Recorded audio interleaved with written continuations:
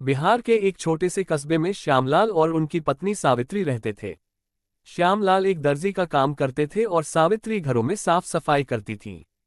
उनकी दुनिया सिर्फ 3 लोगों की थी, उनका बेटा राहुल। राहुल उनकी आंखों का तारा था और वे हर दिन हर घड़ी उसके लिए कुछ बेहतर करने का सपना देखते थे। सपनों की सिलाई। श्यामलाल की सिलाई की दुकान बहुत बड़ी नहीं थी, लेकिन वह बड़ी मेहनत और ईमानदारी से काम करता था। सावित्री सुबह जल्दी उठकर खाना बनाती, राहुल को स्कूल भेजती, फिर खुद सफाई का काम करने निकल जाती। वे दोनों दिन भर खपते, लेकिन शाम को जब राहुल हंसते हुए घर आता तो सारी थकान जैसे दूर हो जाती। राहुल को पढ़ाई में बहुत दिलचस्पी थी। वो हर परीक्षा में अच्छे नंबर लाता और माता पिता का सिर गर्व से ऊंचा करता। लेकिन एक दिन राहुल ने पूछा, पापा क्या मैं इंजीनियर बन सकता हूँ? श्यामलाल थोड़ी देर चुप रहे, फिर बोले, बिल्कुल बेटा, तू जो चाहे बन सकता है। उस रात उन्होंने एक नया जोड़ा सिलने का काम लिया और तय किया कि अब से ज्यादा मेहनत करेंगे। कर्ज की परछाई। राहुल को कोचिंग के लिए शहर भेजना था। फीस, किराया, किताबें, सब कुछ बहुत महंगा था। श्यामलाल ने थोड़े पैसे उधार लिए और दिन रात दुकान में काम करना शुरू कर दिया। सावित्री ने अपनी साड़ी तक गिरवी रख दी। उन्हें खुद की हालत की चिंता नहीं थी, बस बेटा आगे बढ़ जाए, यही सपना था। राहुल शहर गया और वहां उसकी दुनिया बदल गई। अच्छे दोस्त, बड़ा माहौल, इंटरनेट, मोबाइल, धीरे धीरे वह घर से दूर होता गया।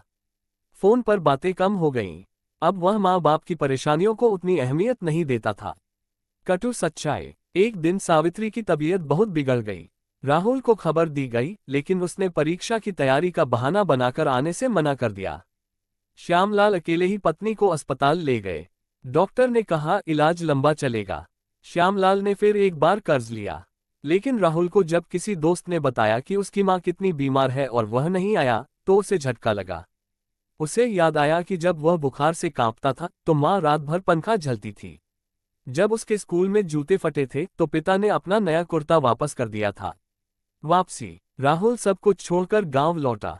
माँ के पास जाकर हाथ पकड़कर बोला, माँ माफ करना, मैं भूल गया था कि आप लोगों ने मुझे कहाँ से उठाकर कहाँ लाया।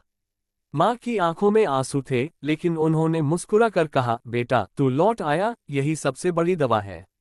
अब राहुल ने शहर में पढ़ाई पूरी करके एक सरकारी नौकरी हासिल की। पहले ही महीने की तनख्वाह से उसने माँ की दवाई करवाई और पिता के सारे कर्ज चुका दिए। नया जीवन। आज राहुल ने अपने गांव में एक सिलाई केंद्र और महिला शिक्षा केंद्र शुरू किया है। वह कहता है, मेरे माँ बाप ने मुझे धूप में छांव दी, अब मेरी बारी है कि मैं सबको छांव दूं। सीख। माँ बाप अपने बच्चों के लिए धरती का बोझ भी उठाने को तैयार रहते हैं।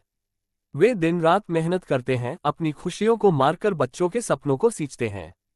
हमें कभी नहीं भूलना चाहिए कि उनकी ममता ही हमारे जीवन की असली जड़ है।